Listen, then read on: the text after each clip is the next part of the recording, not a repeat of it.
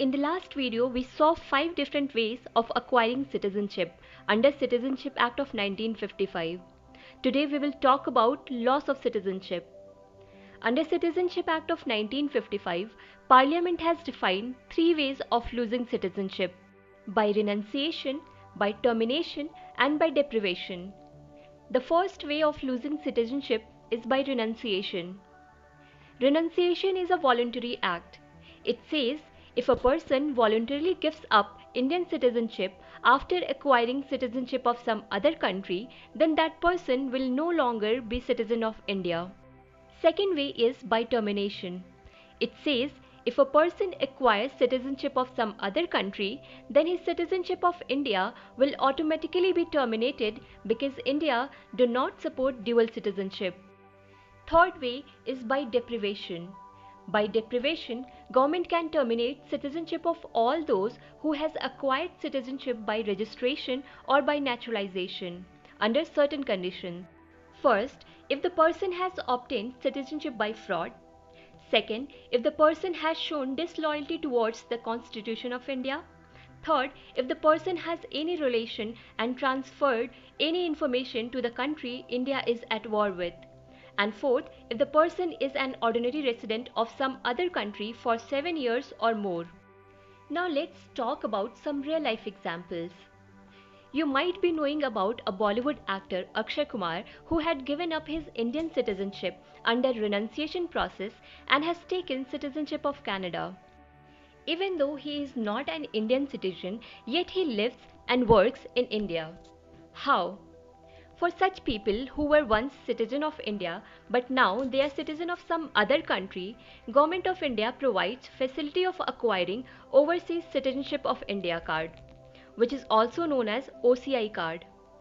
OCI is a form of permanent residency available to people of Indian origin and their spouses, which allows them to live and work in India for lifelong. OCI status is not a citizenship. Hence, person holding OCI card cannot vote in any election of India, cannot hold any government job, and cannot purchase any agricultural land in India.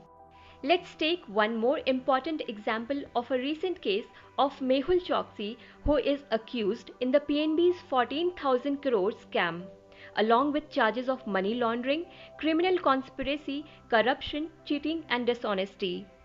We will not go into deep, we will only talk about issue of citizenship related to this case. Mehul Choksi took citizenship of Antigua and Barbuda in 2017 after doing fraud with PNB. Antigua and Barbuda is a small island in Caribbean Sea. It is a country which provides citizenship by investment, like donation to the government, property investment, and business investment.